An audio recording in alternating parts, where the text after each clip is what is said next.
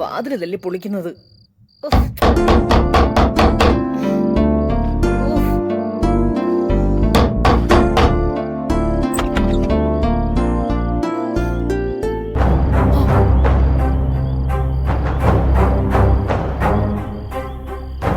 എന്താ ഈ നേരത്തെ ഇവിടെ? എന്തു വേണം നിങ്ങൾക്ക്? ചോദിച്ചത് കേട്ടില്ലേ? എന്താ നിങ്ങക്ക് വേണ്ടേന്നു? നിന്ന് നോക്കി പേടിപ്പിക്കാതെ കാര്യം പറയണം. ഹേ, മോളെ അന്വേഷിച്ചിറങ്ങിയാണോ? എന്നാലേ അവൾ ഇവിടെ ഇല്ല. എന്റെ മോന്റെ പിന്നാലെ നടന്നിട്ട് വലിയ പ്രയോജനമൊന്നും ഇല്ലാന്നേ അവക്ക് ബോധ്യമായി കാണും. അതുകൊണ്ട് വേറെ വല്ല പുളിങ്കൊമ്പും അന്വേഷിച്ചിറങ്ങിയിട്ടുണ്ടാവും മോള്. ചെന്ന് വേറെ വല്ലയിടത്തും അന്വേഷിക്കാൻ നോക്ക്. എന്നെ എന്റെ മക്കളെയും ജീവിക്കാൻ സമ്മതിക്കില്ലല്ലേ? എന്നാ നീ ഇനി ജീവിക്കണ്ട.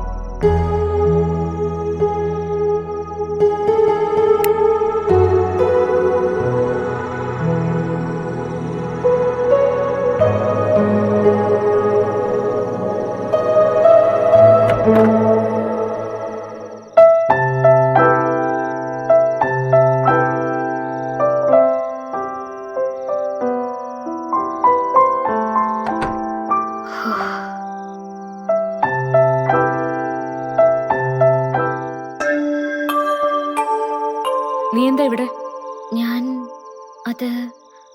അത് പിന്നെ ഞാനൊരു ചീത്ത സ്വപ്നം കണ്ടു ചേച്ചി. അമ്മ അമ്പിളി അമ്മയുടെ വീട്ടിൽ ചെന്ന് അവരെ ഉപദ്രവിക്കുന്നതായിട്ട്. ശരിക്കും ഞാനങ്ങ് പേടിച്ചുപോയി. അത് സ്വപ്നാണെന്ന് വിശ്വസിക്കാനേ കഴിഞ്ഞില്ല. അതാ ഞാൻ വന്ന് അമ്മയെ നോക്കിയത്. ചേച്ചി ഉറങ്ങിയില്ലായിരുന്നോ? കിടന്നിട്ട് ഉറക്കം വരുന്നില്ല. ഓരോന്ന് ആലോചിക്കുമ്പോ ഭ്രാന്ത് പിടിക്കുക ശരിക്കും. ആ സ്ത്രീ കാരണം എന്തൊക്കെയോ ദുരന്തങ്ങൾ സംഭവിക്കാൻ പോകുന്ന പോലെ ഒരു തോന്നല്. അങ്ങനെയൊന്നും ഉണ്ടാവില്ല. ചേച്ചി സമാധാനായിട്ടിരിക്കെ. അച്ഛൻ പറഞ്ഞതുപോലെ ആരെന്തൊക്കെ ഏഷണി കൂട്ടിയാലും അതൊന്നും സഞ്ജുവേട്ടൻ വിശ്വസിക്കില്ല. പിന്നെന്തിനാ ചേച്ചി പേടിക്കുന്നത്? എങ്ങനെയെങ്കിലും ജോലിയിൽ തിരിച്ചു വരാൻ പറ്റിയിരുന്നെങ്കിൽ ഞാൻ പറയുന്നത് സത്യമെന്ന് സഞ്ജുവിന് പൂർണ്ണമായിട്ട് ബോധ്യപ്പെട്ടേനെ. അതിന് പറ്റാതിരിക്കുന്നിടത്തോളം അമ്പിളിയമ്മ പറഞ്ഞതിൽ എന്തെങ്കിലും ഒരു സത്യം ഉണ്ടാവുന്ന അവന് സംശയിക്കില്ലേ? എന്താ അങ്ങനെ എന്തെങ്കിലും ചോദ്യം സഞ്ജുവേട്ടന്റെ ഭാഗത്തുനിന്നുണ്ടായോ? അങ്ങനൊരു സംശയം അവന് തോന്നിയില്ലെങ്കിലും അവന്റെ വീട്ടുകാർക്കുണ്ടായ തെറ്റു പറയാൻ പറ്റില്ലല്ലോ. ചേച്ചി വിഷമിക്കണ്ട. നമ്മുടെ കമ്പനിയിൽ തന്നെ ജോലിക്ക് കയറിയ ആ സ്ത്രീ പറഞ്ഞുണ്ടാക്കിയതൊക്കെ കളവാണെന്ന് എല്ലാവർക്കും ബോധ്യാവുമല്ലോ. നോക്കിക്കോ, പറ്റിയാൽ ഈ ആഴ്ച തന്നെ ചേച്ചിക്ക് ജോലിയിൽ തിരിച്ചു കയറാൻ പറ്റിയേക്കും. അതില് നിനക്കെന്താ എത്ര ഉറപ്പ്? ചേച്ചി തെറ്റുകാരിയല്ലെന്ന് എനിക്ക് പൂർണ്ണ വിശ്വാസം ഉള്ളതുകൊണ്ട്. പവൻ സാറിനെയും നവീൻ സാറിനെയും എന്നാ ലാഭം വീതം ഞാനത് ബോധ്യപ്പെടുത്തും. ചേച്ചി സമാധാനായി പോയി ഉറങ്ങ്. എല്ലാം ശരിയാവും. ഞാനല്ലേ പറയുന്നേ?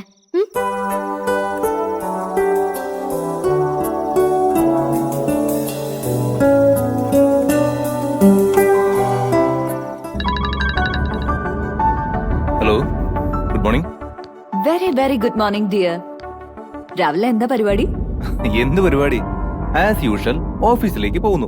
അപ്പൊ നീ ഇങ്ങോട്ട് വരുന്നില്ലേ? ഇപ്പോഴോ? അതെന്തിനാ? അതെന്തിനാന്നോ? അത് കൊള്ളാം. അപ്പൊ ഇന്നലെ പറഞ്ഞതൊക്കെ ഇത്ര വേഗം മറന്നോ? Best party. ജയാൻസിക്ക് പ്രപ്പോസൽ കൊടുക്കാൻ പോകുന്ന കാര്യമല്ലേ? എനിക്ക് ഓർമ്മയുണ്ട്.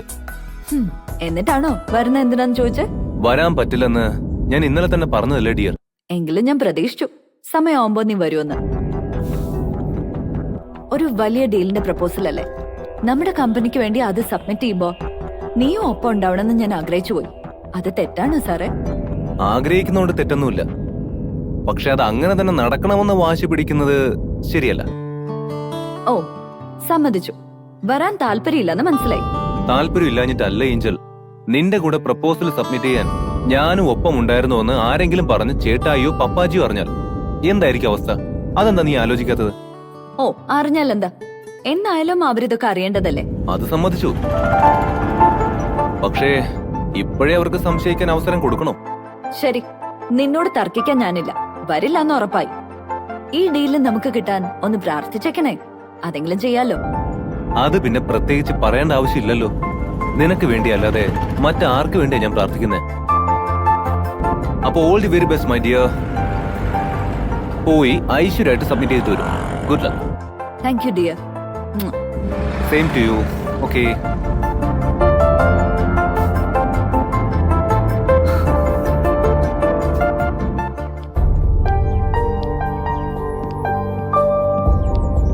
ആരാ? എന്താ? ഏഞ്ചൽ മരിയയുടെ വീട് വീട് തന്നെ. പക്ഷെ മാഡത്തിനെ ഇപ്പൊ കാണാൻ പറ്റില്ല. അങ്ങനെ പറഞ്ഞ എങ്ങനെയാ? ഇത് അത്യാവശ്യമാ. ക്ഷമ സിദ്ധാർത്ഥ്, ഇവളെന്താ ഇവിടെ? ഇപ്പൊ കാണാൻ പറ്റില്ല, അത്ര തന്നെ. എനിക്ക് കണ്ടേ പറ്റൂ. മാഡത്തെ കാണാൻ പറ്റില്ല ഊട്ടി. ഭാസി. ആ ഉം. ശരി മാഡം.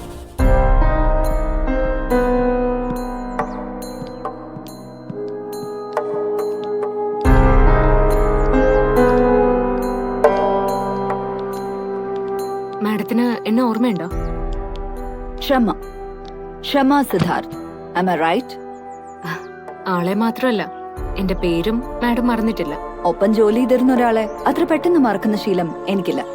വിശേഷിച്ചും ക്ഷമയെ പോലെ വളരെ ബ്രില്യന്റ് ആയ ഒരാളെ. Thanks for the compliment. Welcome. അല്ല, ക്ഷമ എന്താ വന്നത്? എനിക്ക് നിങ്ങളോട് അല്പം സംസാരിക്കാനുണ്ട്. എന്തെങ്കിലും അർജന്റ് മാറ്റർ? സോറി, ചോദിച്ചത് വേറൊന്നും കൊണ്ടല്ല. ഒഴിവാക്കാൻ പറ്റാത്തൊരു മീറ്റിംഗ് ഉണ്ട് എനിക്ക്. വിശദമായിട്ട് സംസാരിക്കാനാണെങ്കിൽ ഞാൻ അധിക സമയം എടുക്കില്ല. എനിക്ക് നിങ്ങളിൽ നിന്നൊരു കാര്യം അറിയണം. അതറിഞ്ഞാൽ ഞാൻ പോയിക്കോളാം. ശരി, എന്താ ക്ഷമയ്ക്ക് അറിയേണ്ടത്? ചോദിച്ചോളൂ. എനിക്ക് എന്റെ ജോലി നഷ്ടപ്പെട്ടു.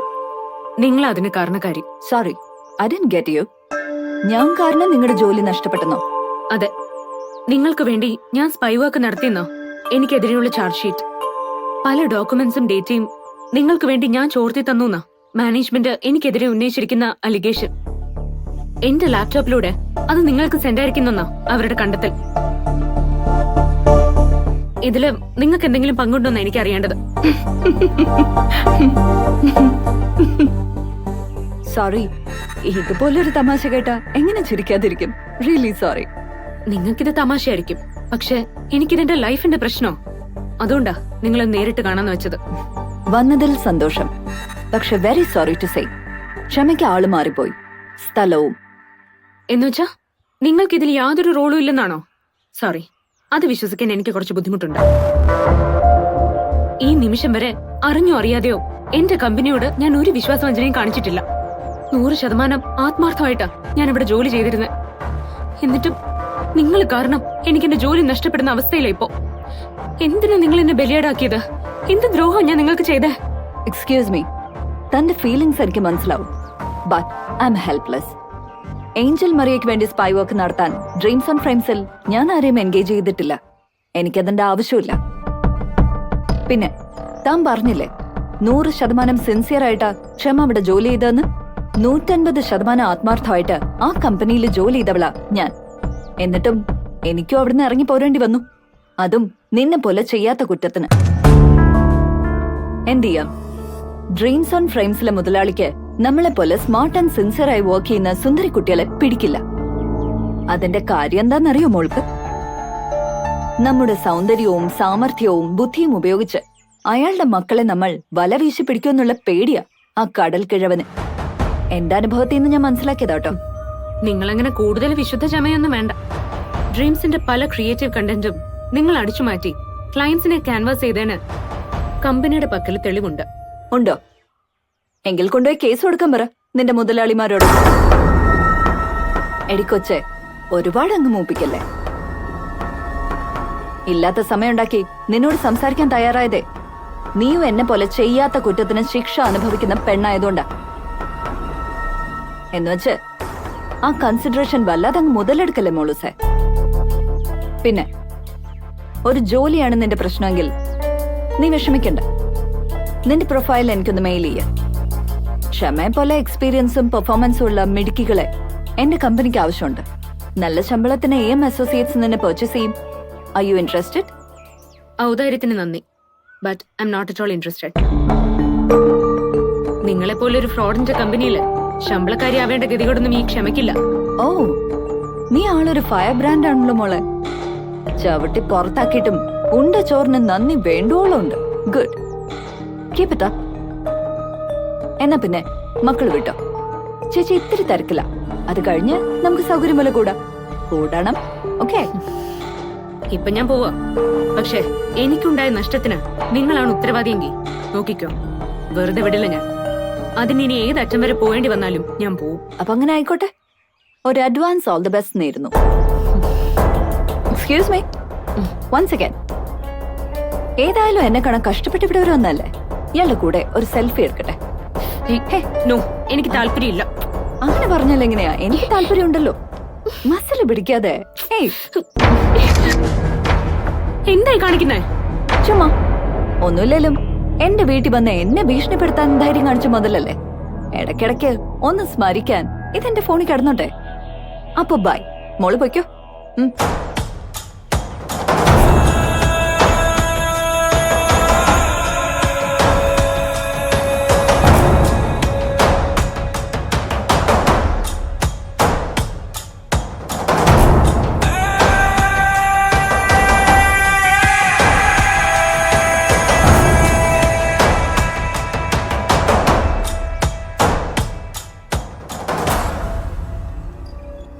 എന്റെ ഊഹം ശരിയാണെങ്കിൽ പവൻ മാധവ് ഇന്ന് പുതിയ കമ്പനിയുമായിട്ട് കോൺട്രാക്ട് സൈൻ ചെയ്യും.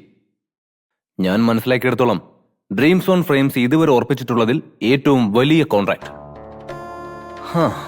ഓഫ് കോഴ്സ് നമ്മുടെ കമ്പനിയെ സംബന്ധിച്ച് ഇതൊരു മൈൽ സ്റ്റോൺ ആണ്. പുതിയ ചെയർമാന്റെ തൊപ്പിയിൽ ഒരു പൊൻ തൂവൽ. പക്ഷെ സത്യം എന്താണെന്ന് ആരും മനസ്സിലാക്കുന്നില്ല. ഡ്രീംസ് ഓൺ ഫ്രെയിംസിന്റെ ശവപ്പെട്ടിയിൽ അടിക്കുന്ന ആദ്യത്തെ ആണിയാണ് ഇന്ന് സൈൻ ചെയ്യാൻ പോകുന്ന ഈ contract. Sir, to be frank, Pavan sir അങ്ങനെ ഒരു തീരുമാനം എടുക്കുമെന്ന് എനിക്ക് തോന്നുന്നില്ല. ഇനി അഥവാ തെറ്റായ ഒരു തീരുമാനം പവൻ സാറിന്റെ ഭാഗത്തുനിന്നുണ്ടായാൽ പോലും നമ്മുടെ ചെയർമാൻ അതിന് കൂട്ടു നിൽക്കില്ല എന്നാണ് എന്റെ വിശ്വാസം.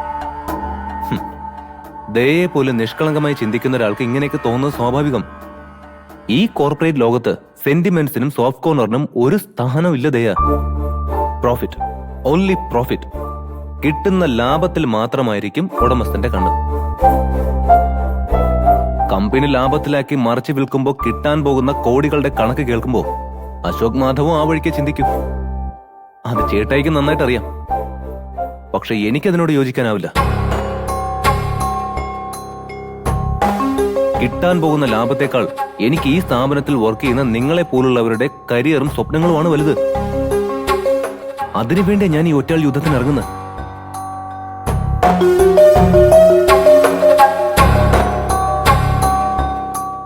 ചേട്ടായിയുടെ ഈ നീക്കം പൊളിക്കാൻ അവസാന നിമിഷം വരെ ഞാൻ ശ്രമിക്കുന്നതാ. പക്ഷെ ഇതൊന്നും എനിക്കിവിടെ മറ്റാരോടും ഷെയർ ചെയ്യാൻ പറ്റില്ല, തന്നോടല്ലാതെ. അതുകൊണ്ടാണ് ദയയുടെ സഹായം ഞാൻ ആവശ്യപ്പെടുന്നതും. പക്ഷെ സർ, ഇതുപോലെ കോംപ്ലിക്കേറ്റഡ് ആയ ഒരു വിഷയത്തില് എനിക്ക് എന്ത് ചെയ്യാൻ പറ്റും? ചെയ്യാൻ പറ്റും. ദയയ്ക്ക് മാത്രം ചെയ്യാൻ പറ്റുന്ന ചില കാര്യങ്ങളുണ്ട് ഇവിടെ. പുതിയ കമ്പനിയുമായി ചേട്ടായി നടത്തുന്ന എല്ലാ നീക്കങ്ങളും ദയ കൃത്യമായി ഒബ്സർവ് ചെയ്യണം. എന്നിട്ടത് അപ്പോ എനിക്ക് ഇൻഫോം ചെയ്യണം. അയ്യോ സർ, പവൻ സാറിനെ പോലൊരാളോട് ഞാൻ എങ്ങനെ? ഇല്ല സർ, എനിക്ക് പേടിയാ. എന്നെ കൊണ്ട് അതിനൊന്നും കഴിയില്ല. ദയയുടെ കൂടെ ഞാനുള്ളപ്പോ ഇങ്ങനൊരു പേടിയുടെ ആവശ്യമില്ല.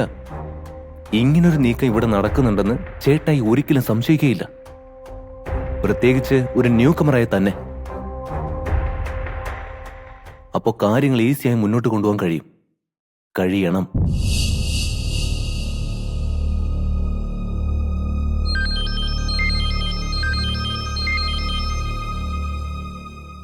ആരാ?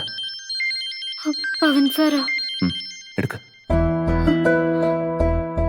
ഹലോ സർ, ഇവിടെ ഉണ്ട് സർ. അതെ, ഫ്രീ ആണ്.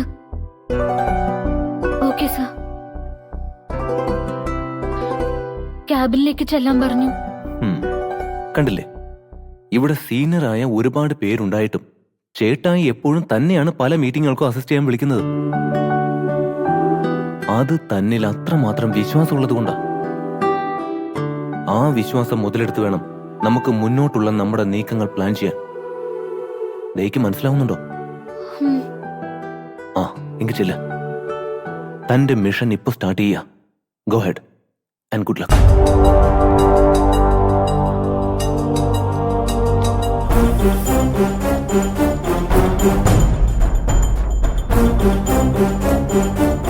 ഞാൻ പറഞ്ഞല്ലോ, പതിവ് രീതികളുടെ ഒരു പൊളിച്ചെഴുത്താണ് നമ്മൾ ഈ പ്രോജക്റ്റിന്റെ കാര്യത്തിൽ ഉദ്ദേശിക്കുന്നത്.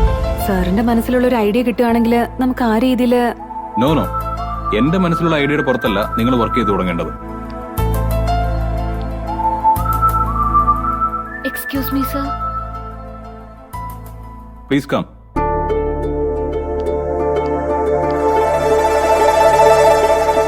ഇരിക്കൂ. അപ്പോ ഇതുവരെ നമ്മൾ ചെയ്തിരുന്നത് ടീമായിരുന്ന് നമ്മൾ സ്റ്റോറി ഉണ്ടാക്കുന്നു, പിന്നെ അത് ഡെവലപ്പ് ചെയ്ത് പ്രോജക്റ്റ് ആക്കുന്നു. പക്ഷേ ഇവിടെ നമ്മൾ അങ്ങനെയല്ല. ഓരോരുത്തരും ഒറ്റയ്ക്ക് ഓരോ സ്റ്റോറി ഉണ്ടാക്കുന്നു. എല്ലാവരും അവരവരുടെ ത്രെഡ് മാക്സിമം ഇംപ്രവൈസ് ചെയ്യണം. അങ്ങനെ ഉണ്ടാവുന്ന ഓരോ സ്റ്റോറിയും നമ്മൾ ടീമായിരുന്നു ഡിസ്കസ് ചെയ്ത് അതിൽ ഏറ്റവും നല്ലത് ഫൈനൽ ചെയ്യുന്നു. എന്താ നവമി, എന്ത് തോന്നുന്നു? Very good idea sir. എല്ലാവർക്കും അവരുടെ മാക്സിമം ക്രിയേറ്റിവിറ്റി എക്സ്പോസ് ചെയ്യാനുള്ള അവസരം. അതിന്റെ റിസൾട്ട് ഓരോ സ്റ്റോറിയിലും റിഫ്ലക്ട് ചെയ്യുകയും ചെയ്യും. Exactly. And one more thing, ഏറ്റവും നല്ല കണ്ടന്റ് തരുന്ന ആൾക്ക് എന്റെ വക ഒരു സമ്മാനമുണ്ട്. എങ്കിൽ പിന്നെ ഇവിടെ അടി നടക്കും സർ. നടക്കട്ടെ. നല്ല റിസൾട്ടിന് വേണ്ടി വീറും വാശിയും ഉണ്ടാകുന്നത് നല്ലതല്ലേ?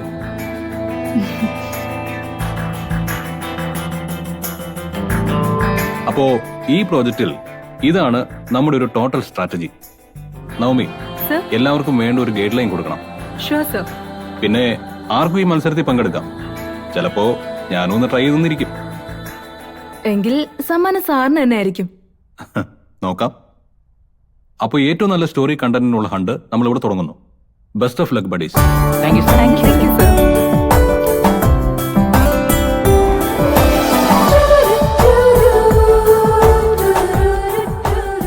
അപ്പോ താനും ഈ മത്സരത്തിൽ പങ്കെടുക്കാൻ റെഡിയല്ലേ? അയ്യോ ഇല്ല സർ. അതെന്താ? താൻ ഭയങ്കര ടാലന്റ് ആണെന്നൊക്കെയാണല്ലോ എല്ലാരും പറയുന്നത്.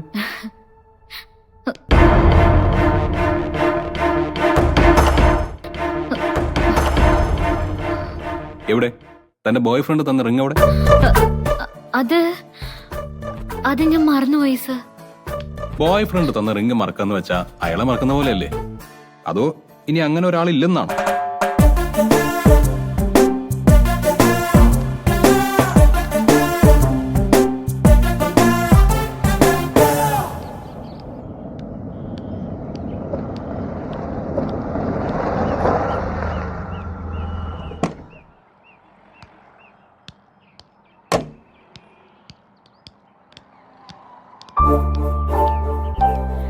ചേച്ചി, ക്ഷമി ചേച്ചി, ഇതെന്നെ പൊക്ക ചേച്ചി. ഞാനിവിടെ മയിൽക്കുറ്റി പോലെ നിന്നിട്ട് മൈൻഡ് ചെയ്തില്ലല്ലോ. സോറി, ഞാൻ ശ്രദ്ധിച്ചില്ല. ആ, അതെനിക്ക് കണ്ടപ്പോഴേ തോന്നി ആളിവിടെ ഒന്നല്ലാന്ന്. വാ കേറ്. വേണ്ട, ഞാൻ നടന്നോളാം. സലോമി പൊയ്ക്കോ. ഹാ, അതെന്നെ പോക്ക. ചേച്ചി വന്നേ, വാ ഡ്രോപ്പ് ചെയ്യാൻ ഞാൻ. വാ. ഹായ് ക്ഷമ. കേറ്.